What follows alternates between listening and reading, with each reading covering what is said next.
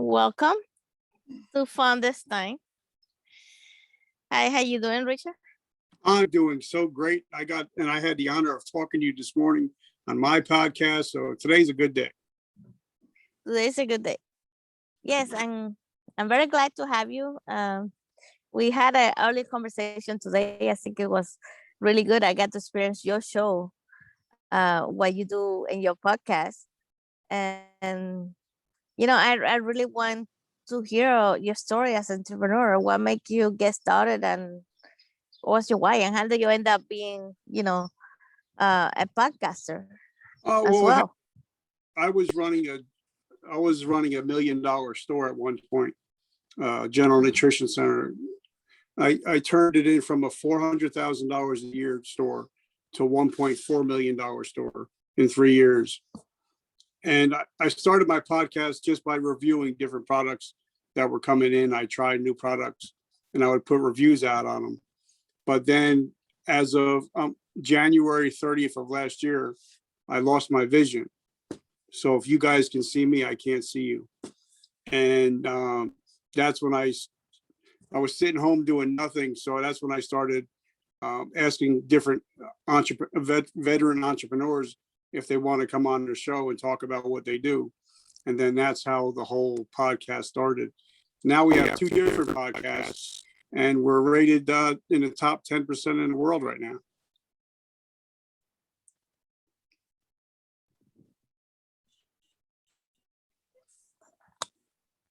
And the one I interviewed you on today was called Vertical Momentum, and I'm only about 10 episodes into that new podcast. So you're like one of the very first people ever to come on that show. That's pretty awesome. I love that. And I'm sure it's going to get up right there with the other one real quick. Because you already know how it's done and what all the stuff that can get you there. So maybe you can share somebody that's thinking about starting their own podcast. What would you recommend to them?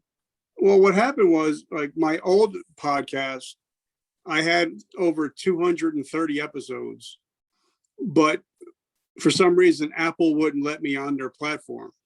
So that's why I had to start a new podcast in order to get it onto Apple, because Apple's the #1 platform in the world. So that's why I had to start the new podcast in order to get it on Apple. So that's why, and the new podcast is doing really well. I just released an episode today with Stephen Eugene Kuhn from our podcast group. From our Veteranpreneur Tribe group. And so that just went out about an hour ago. Oh, that's pretty awesome. Yeah, he's definitely a very good guest to have in the show. He has a lot of stories to tell. So you also a veteran, right? How do you transition from a veteran to entrepreneur? Well, what happened was I was in the military. I got thrown out of the military the first time for being a drug addict and alcoholic. I got back in the military, and then I got hurt on duty, which caused my blindness. And that's when I decided to start, like I said, start the podcast, because I figured it's something that I can do easily without having too much trouble.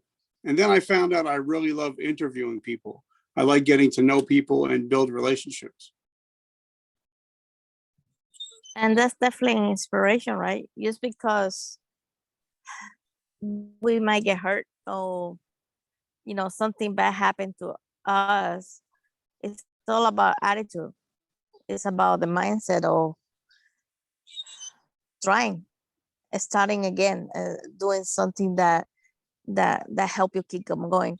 And I see it everywhere. There's some people that might get hurt and they just quit, and some people that are hurt and they just keep on going, and that is an inspiration myself. So I'm very happy for you that you found something, a calling that that make you keep going.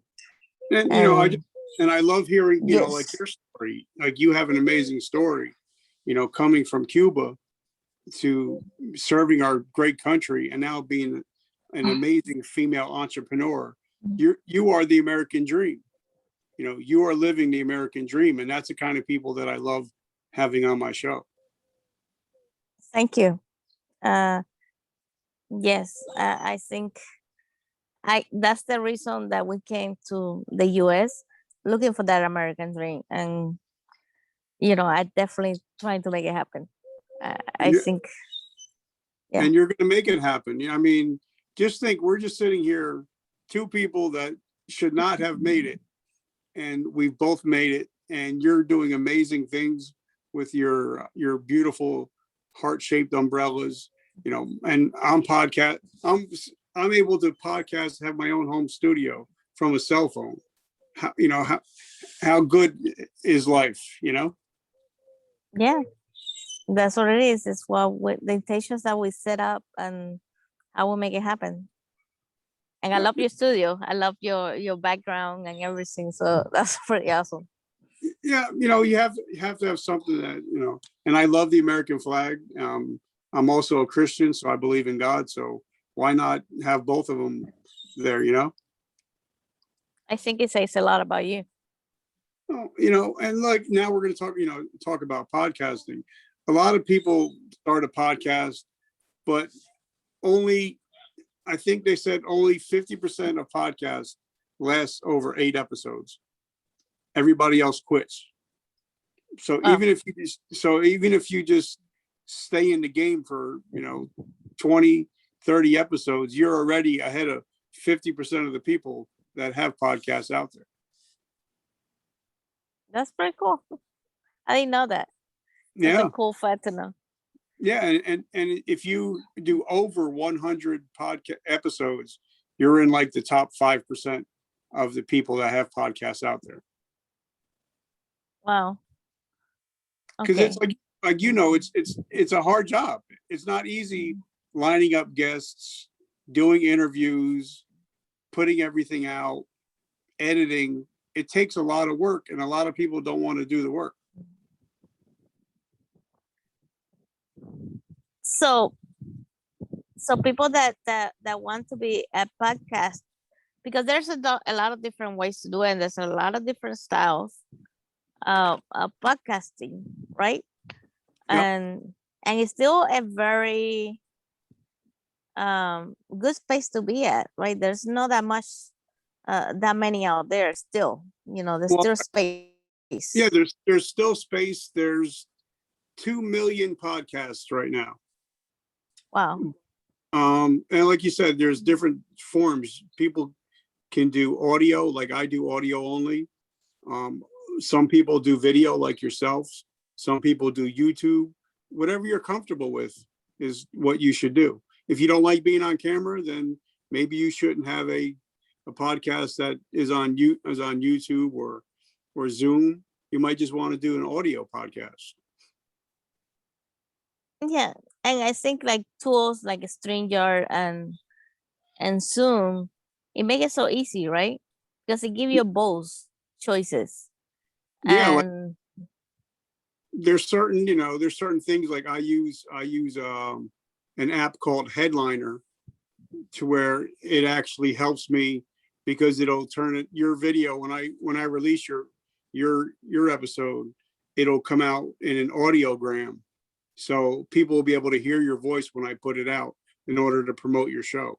And it's free, or like Robert Garcia says, why don't you use something like Canva, which is free also, but it can also help you make your graphics and stuff like that. So a lot of stuff is free out there. So, a lot of people say, I don't want to start a podcast because it's expensive. No, all you need is a phone and you just go for it, Yeah, and I think like I found a lot of people tell you, okay, get the very expensive earphones and a mic, but your camera, your iPhone already has all the stuff built into it. but and then you use a regular headphone, like an Apple headphone with the cord. And I found that it blocks a lot of the extra noise in the background. So, and that Yeah, only costs you what, like $50? yeah, and you don't have to spend. I think a lot of people just use it as an excuse. I can't start a podcast Hmm. because I don't have all the right equipment. But if you look at some of Gary V's best videos, they were shot on an iPhone. Yeah. They were not, they weren't shot in these with all the backdrops and all that. It was just shot with an iPhone. So, you can do it with a lot of people just do it with an iPhone or a Galaxy. And if you don't like that, you can start something on Clubhouse too. Yeah. And I think you can double it. You can do one thing and then broadcast it on Clubhouse as well. Because you Yeah. got the file. Yep. And you then when you get into podcasting, you can start having your own hats and your own t-shirts.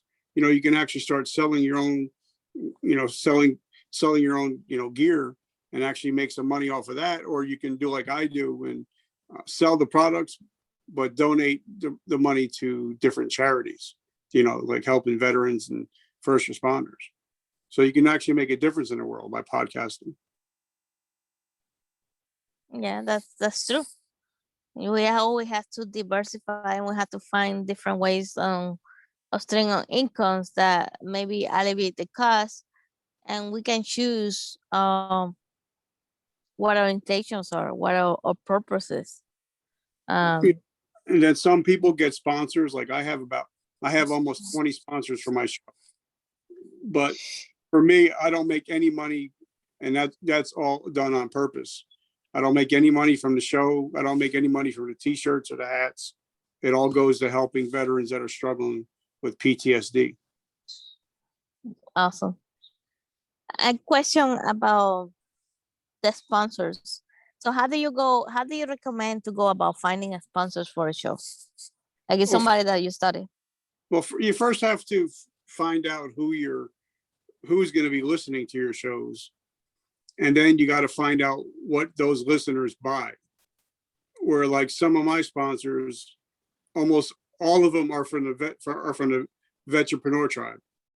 So Kurt Balish, Mark Dudek, Annette Wittenberger, Tammy Moses, they all sponsor the show.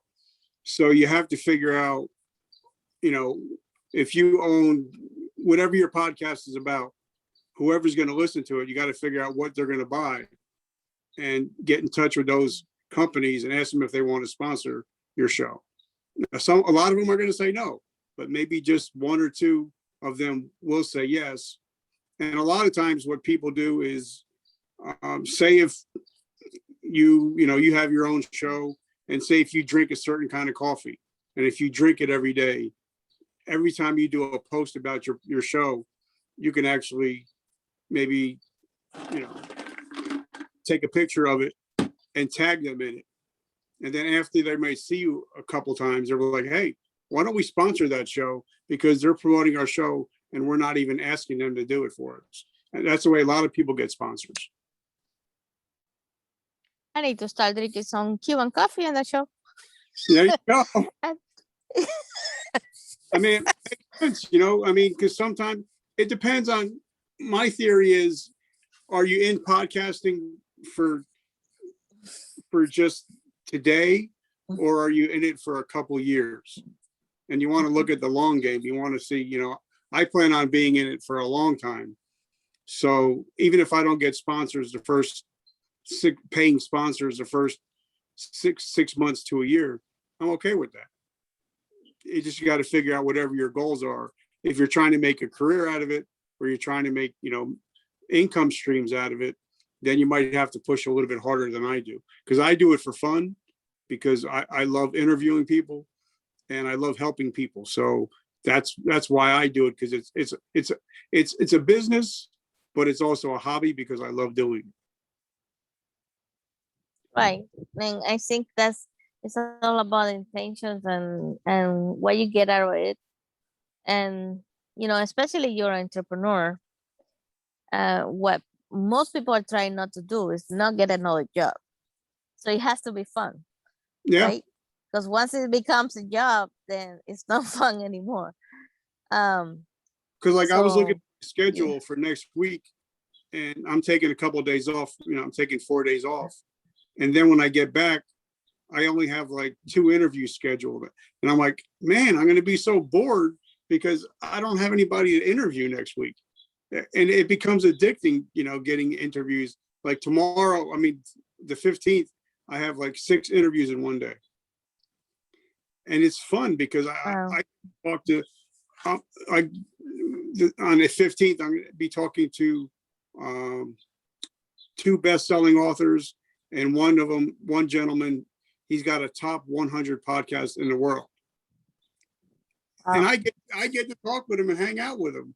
Who would ever thought that me, only having a 9th grade education, able to talk to a millionaire, and then, last month, a billionaire. That's awesome.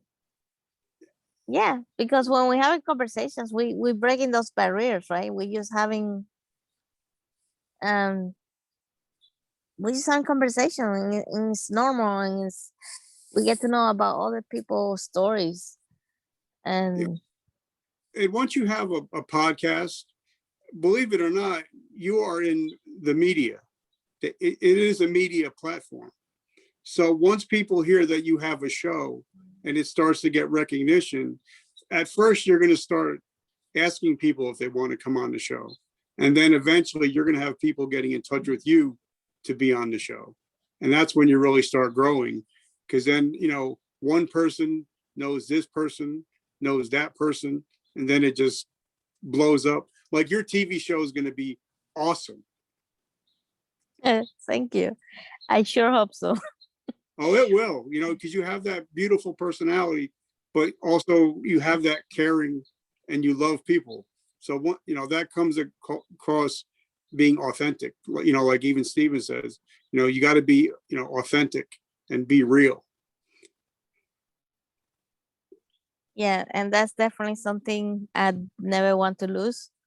I don't think I can be another way. And I sincerely want to help people, and that's the intention of the TV show. And I think, and that's one of the things is, like you mentioned, podcasting is having your own media, right? You Yeah. actually consider press, because that's kind of replacing radio. Yeah. And it's very easy to go from there to TV. It's just the next logical step. Yep. Like I've been interviewed on a couple of different TV shows. And like you said, it's just there's certain steps. And once you start, getting into the media, it's just natural because, even like I wrote a book and, I put it out 2 years ago. And whenever you write a book, like you wrote your new guide. So now the long word for author is authority. So, yes. So now you are an authority, especially when you have a book out. So now it puts you in a whole different level than a lot of other people, because now you can say, I'm a published author, which you are. Even if only 10 people bought the book, it doesn't matter. You are a published author. And that gives you a lot more authority than if you weren't.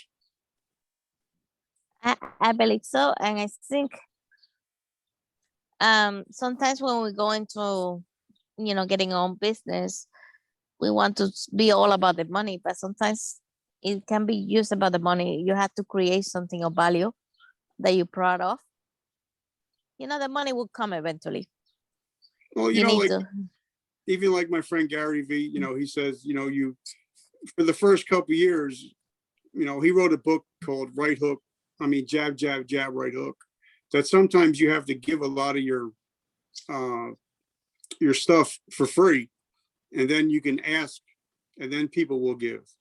Instead of being the opposite, a lot of people you'll see, new entrepreneurs, it's always give, give, give, give, and they don't, they take, but they don't ever give. So I think if you work the opposite, if you give, give, and then ask, I think you'll be much more successful than just being that entrepreneur that is always spamming people, always in their DMs and in their emails, and it just pisses a lot of people off. Yeah, I believe so. Because it's nobody wants to be sold. People love to buy, but they hate to be sold at. Yeah. So give them a reason to buy from you, and they will. You don't give them a reason, it doesn't matter how much you pester them, they will never spend any money with you. Yeah, and now even if you're a podcaster, like I'm big on LinkedIn. That's where I spend most of my time, on LinkedIn. But if you're a podcaster, it's so easy to get high level people to come on your show, especially. I mean, if I sent an invite to somebody and said, "Hey, I got the number 8 veteran podcast in the world. You need to come on," they probably look at me like, "Who's this jerk?" But if I said, "Niurka, I love that you came out with a new guide. I would love to have you come on the show and promote it," you would more likely come on the show because I'm trying to help you hit your goals. And if I help you hit your goals, you'll eventually help me hit mine. That's a nice tip. Yes, I think so. I think we always need to approach other people what is in, and customers wasn't in for them. Yeah. It's not about you anymore, it's about them. What is it for them? So and I think that's since one thing that's different on my podcast is that like once you come on my show like you were today, that's where the relationship just starts. I want to build a relationship for generations now. So now I want to so I think for me, I don't have customers, I have friends. And the more friends you have in life, the better life is. yes, definitely. It just enrich your life, right? Like every time that you make a new friend, a new connection, and they know so many other friends and connections that they can introduce to your life, so you just get richer and richer. Yep. So, but and you, like you said, you got a beautiful family, you got 2 beautiful teenagers. So sometimes you have to look at the big picture, and we have to think of what we're going to leave our children, and what kind of parents that we're going to be. Because some people, we know those people that they have a lot of money, but they go home to an empty house. They eat dinner alone. Here we're blessed because we get to make money, but also spend time with our family and our children. So it's kind of like having a whole life instead of just having money. yeah, and money is a tool. Yeah. And it can be a very empty tool. You don't have nothing to share with, or it can be a very rich tool. You get to enjoy it with your friends and family, and and the purpose that you wanted to give it. Yep. So. And I had an uncle. He dropped out of school in 4th grade, retired a multi-millionaire, and he died very early of cancer. And he told me, he says, "I have all this money, but it can't buy me back a single day. So enjoy your life, because even like Gary Vee says, your legacy will always be more valuable than your currency." That's true. That's 100% true. So you got to have fun, and you got to have fun in life. Yeah, that's true. Well, otherwise, what's the point, right?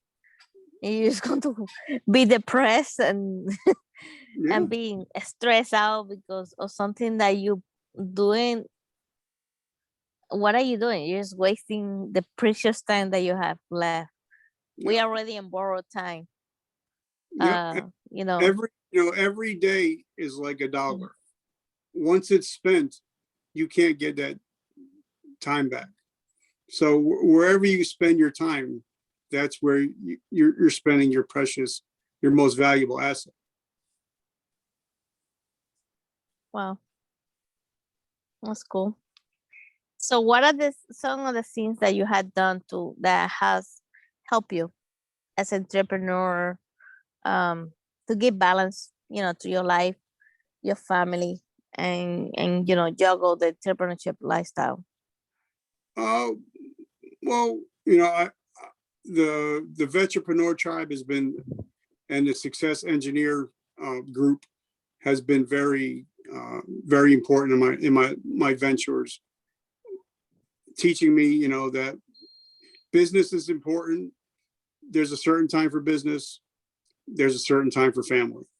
Even like, Robert Garcia says, don't message me, don't text me during business, unless it's business. But my off time is my off time. So you have to kind of differentiate, because sometimes vetrepreneurs or entrepreneurs can get so used to always picking up the phone and always interrupting dinners and not going out with their families, that we, like you said, we forget what we're working for. Why are we working so hard if eventually my wife's going to leave me and my kids are going to leave me because they don't see me? So I think you have to definitely figure out, weekends are family time. I don't schedule anything on weekends. Saturday and Sunday, I don't schedule interviews. I don't put anything out. It's just family time. Unless there's an emergency or something like that. If my wife has to work, then I'm going to work. But if we're out and doing stuff, it's family time. I don't mind busting my ass 70 hours a week, but the weekend times, it's my family time. Because in the end, those are the only people that are going to be around you. And that's true, right? You have to have set boundaries, and you have to block your time. That's the only way to maximize it, is block that time to make sure that you get everything that you want to get done accomplished. That also means scheduling time for your family. Yeah. Well, before I never used a calendar. I never used one until one of my new guests. His name is Jesse. He's a United States a veteran, but he's also a NASCAR driver. And he told me, I'm not going to come on your show if you don't have a calendar. So I started using calendar, and now I live by that calendar. If it's not on the calendar, then it doesn't happen. So now I learned how to, only schedule those days where weekends off. So now I actually put family time in my schedule. So I make sure that I have family time. That's awesome. Yeah. And Jesse, the NASCAR driver, right? I met him last time. Yeah, he's awesome. So we're going to do a 2-part series. Me and him. I got an episode coming out probably next month sometime. Yeah, I was thinking of interviewing him. I might have to send him an email. But yeah, that's awesome. I love, and you mentioned Steven, you mentioned Gary, and you mentioned Jesse. You have some very amazing guests in your show.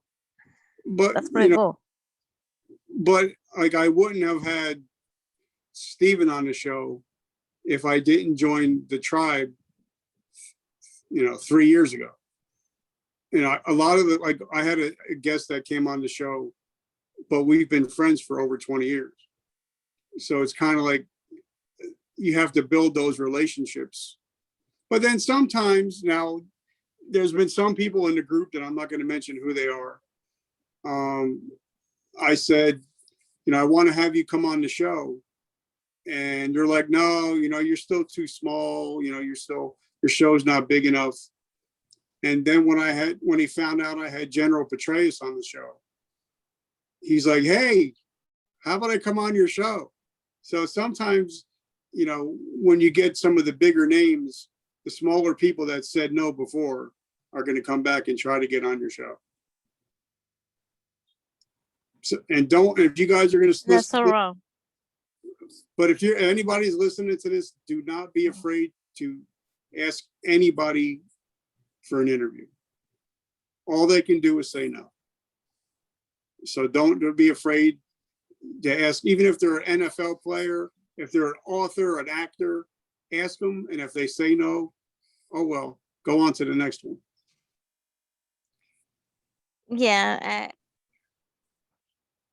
I don't know who that was, but that tells a lot about them. It doesn't tell a lot about you. I think it doesn't matter if you're small or big. You know, that shouldn't be the measurement. Period. Yeah. And I had guests on my show. I have a couple of guests that, test speakers and actors and published actors and Stevens and Lane and all the other ones.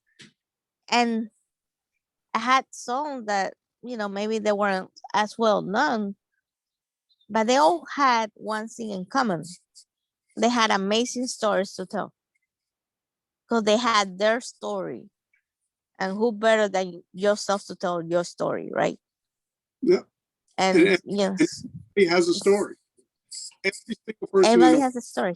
Has a story. And we're just the people that help. Yeah, and they bring the experience, they bring the knowledge, and they bring their upbringing and the culture to their story. Yeah. So even if you're in the same field doing the same thing, you're gonna be doing different. There's that little sauce that only you have that make that your story. Yep. And there's certain people that you'll be able to touch that I can't touch. I can't touch their heart. And then there's certain people that I can touch that you wouldn't touch. So we work together and we'll be able to touch everybody. Right. We'll be a touching people. That's it. That's amazing. So what is one thing that you would tell somebody that's maybe facing a challenge, whatever it be, emotional, physical, or they might be struggling in life right now, right? They might be coping with transition. What would you tell them? What would you recommend to them? Well, on Memorial Day 2012 was the day that I attempted suicide. And thank God I didn't complete the suicide. But that's the day that I learned that the three most important words in the English language are today I decide. So if you guys are struggling out there, if you're having a hard time, you don't have to be the same person tonight when you go to bed that you were when you woke up this morning. You have the option to change. All you have to do is make up your mind and said, you know what? I'm sick and tired of this. I'm sick and tired of being sick and tired, and I need help. And then all you got to do is pick up that phone. So that's what I would say is just, if you're struggling, there's people out there like you, like Steven, like Lane, Annette, Tammy, that are willing to help you and get you, if you need more help, like professional help, we can even find ways to get you professional help. But there are people out there willing to help you. All you have to do is ask and just say, I need help. I think so. I believe so. I'm thank God you didn't go through with it. I think that's one of the things we need to remember. The only thing that us as a human race cannot live without is hope. We need to keep having hope. We need to keep on hoping and deciding to keep on living, because as long as you have a day to live, you got a day to reinvent your story, because it's your story. It's the book of your life. So if you're doing something that is not working, you had that power to change that book, that chapter, You know, and keep moving forward. that's why, I tell people I went from being a dope dealer to being a hope dealer, to let people know that there's hope out there and that you're not alone. I mean, if you look at some of the most celebrated people in history, people like Oprah, if you look at her background, she could have turned the other way. She could have turned out better, but now she's a multi-billionaire. So because she just decided to make a choice. So sometimes you just have to, like you said, turn the next page and start writing a new chapter. Yeah. And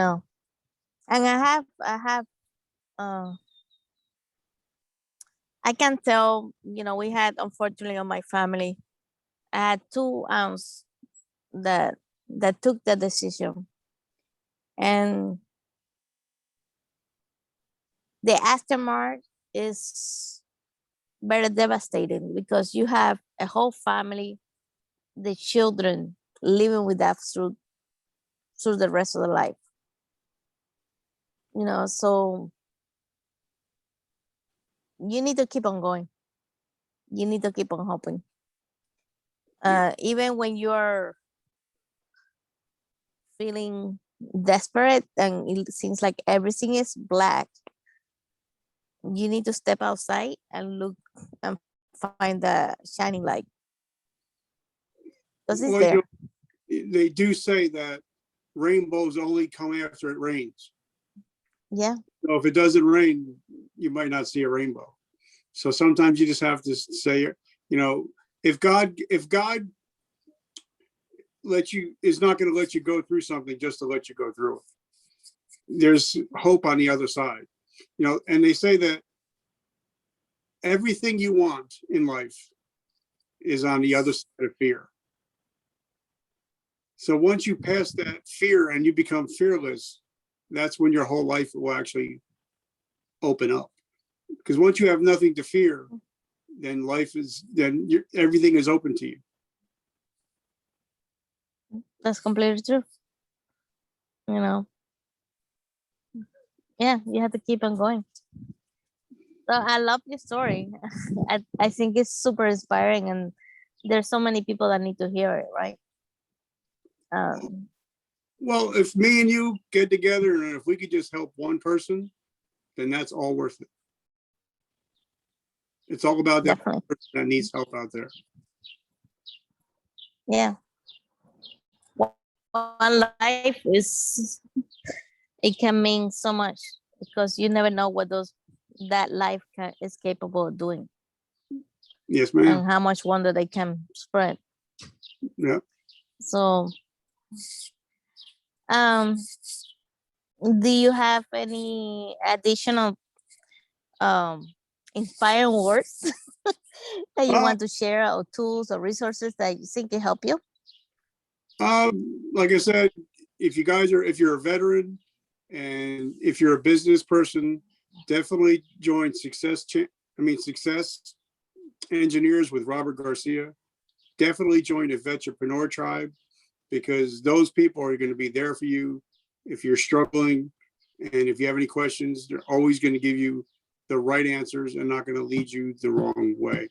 And if you're struggling with anything, mental health, physically, just reach out to somebody that's been there, done that, and they'll be able to guide you through or get you help if you do need it. Just reach out. We're here for you. Don't become a statistic. Don't become part of the 22. Just reach out, and we got your 6. Okay. And thank you for that. And where they can find you, where they can find your podcast, where they can find, your store and everything. They want to know more about you and your story. Well, something that Gary Vee taught me, he said, make yourself a hashtag. So if anybody goes to their search bar and hashtags the comeback coach, it'll come up on every social media platform that I have. It'll come up on my books, my podcasts, my speeches, everything through that one hashtag, the comeback coach. The comeback. Awesome. And that's a great name. So, it's free. It's free advertising. And so everything I do, if they just put in the hashtag, the comeback coach, it'll come up on everything that I do. Okay. That's pretty cool. Any parting words before we end the interview though? Nope. I just want to say thank you for having me, and thank you for coming on my show. And I am so excited that I think your guide is going to be one of the best things to come out in 2021. And also, I think that your umbrella is going to change the world. Thank you so much. I really appreciate it. And it's been an honor to have you on my show. And hopefully you come back another day to tell another story. It would be my honor. All right. Well, have you?